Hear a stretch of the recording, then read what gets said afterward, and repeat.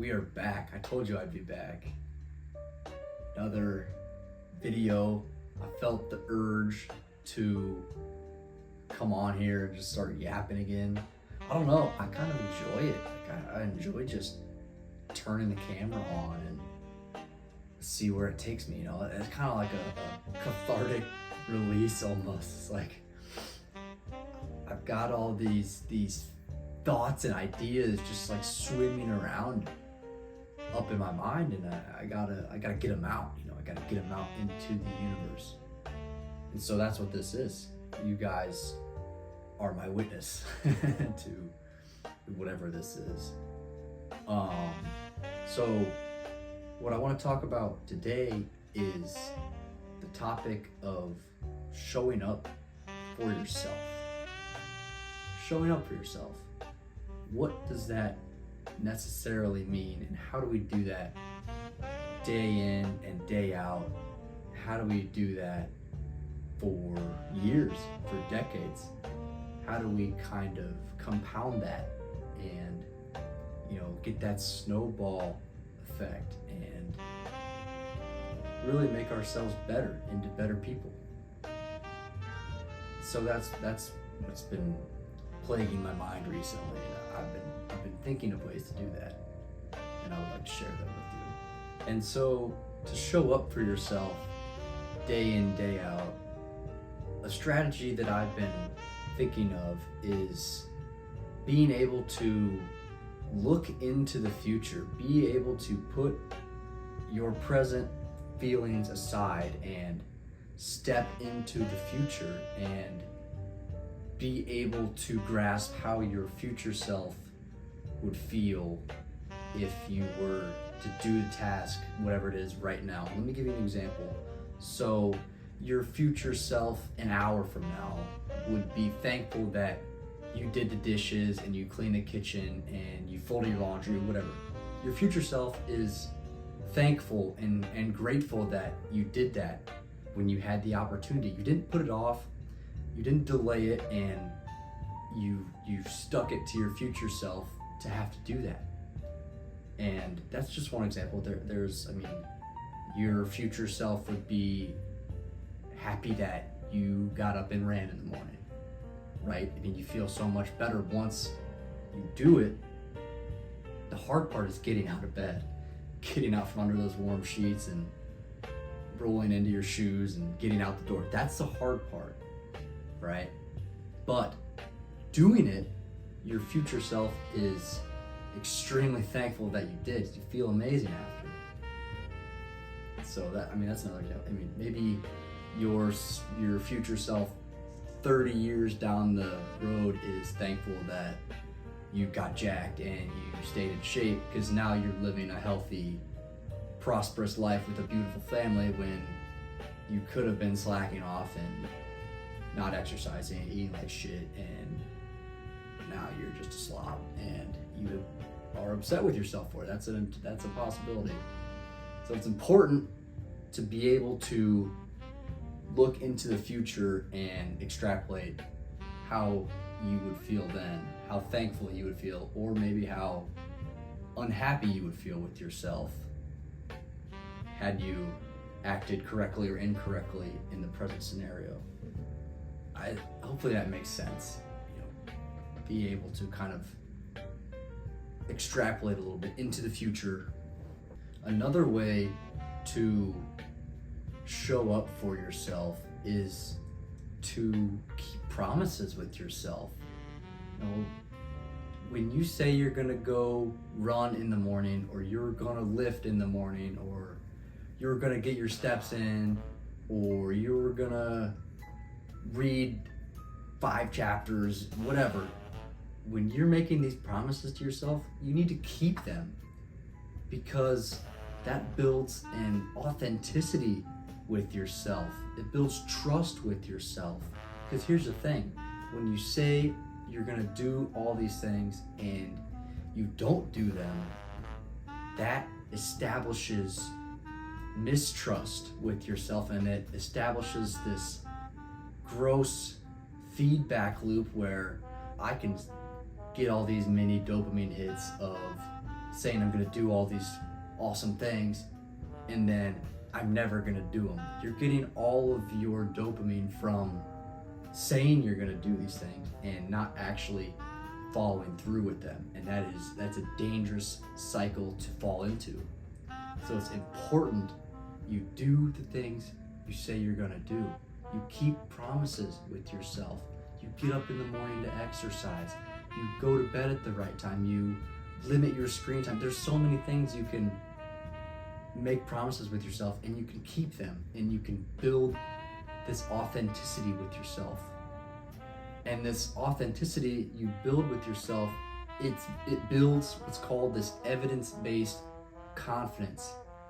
You have the proof. You're accumulating the proof with yourself that you're doing what you said you were gonna do.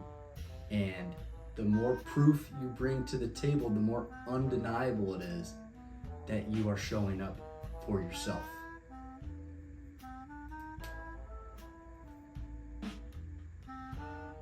And the more you show up for yourself, the easier it is to tackle whatever larger goals you may have. You know, maybe you're trying to negotiate a raise, or maybe you're pursuing a partner, whatever. There's 1,000 examples I can think of, but the more you do the little things right with yourself, the easier it is to tackle the big things.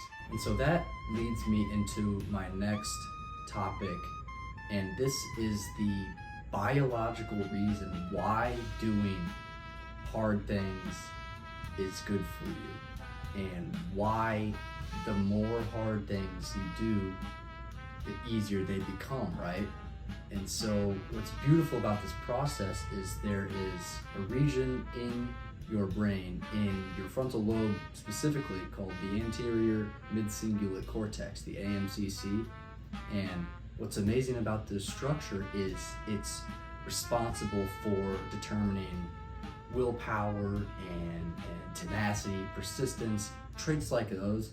That's the part of the brain where it comes from. And the more hard things you do, the bigger that area gets. The less hard things you do, the more aversive you are to hard things, the more you shy away from them, the smaller it gets. And it's amazing how plastic this area is. It can grow exponentially, and it can shrink. And so it's crucial to leave your comfort zone and to do things you don't want to do. And so let me give you an example. We'll use an ice bath as our example. So in order to grow the AMCC, you're not gonna get into the ice bath and the ice bath will just magically, grow this region in your brain. Yes, it'll spike your catecholamines and your epinephrine, norepinephrine, dopamine, things like that. Yes, it will do that, but it is the action of getting into the ice bath, of climbing over that hurdle, kicking down that barrier, that is what stimulates the AMCC to grow. And it's getting out of bed in the morning to run. I keep coming back to that example, but it's so true. It's that initial barrier, climbing over that is the importance. And the more you do that, the more this region grows, the easier it becomes, right? And so as you do this more and more, you stack up this credibility within yourself. Like, okay, I'm keeping promises with myself. I have this bulletproof confidence. I'm doing what I tell myself I'm gonna do. And it's so important to follow through on that. I keep coming back to it, but it's true. There's this age-old maxim. It's hard now, easy later. Easy now, hard later.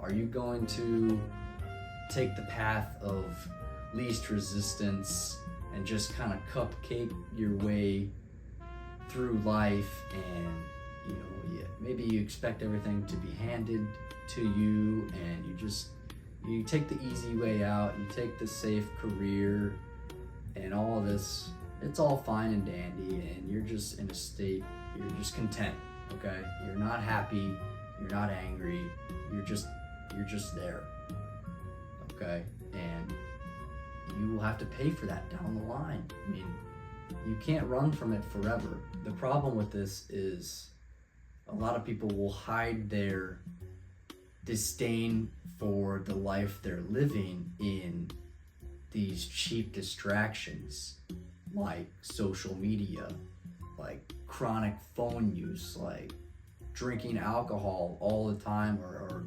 smoking weed all the time. And they run from themselves, and they can't sit in silence and think about things that they need to think about things that are trying to come to the surface within them, but they just keep pushing them back down.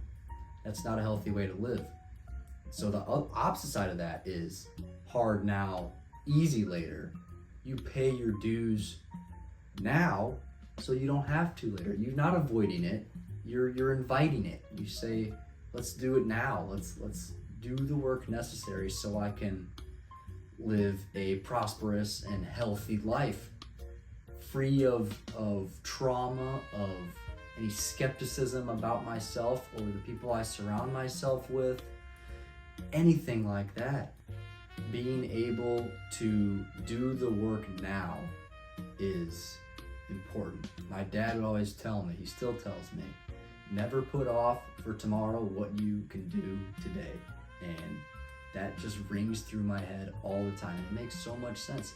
Why would you wait until tomorrow when you can do something right now? I mean, it's such practical advice, but you can also, you can expand on it into larger aspects of life. And you can use the laundry example or the dishes example, or you can use it with like negotiating a raise or asking somebody out. Like, why put it off when you can do it now? Like, take a leap of faith.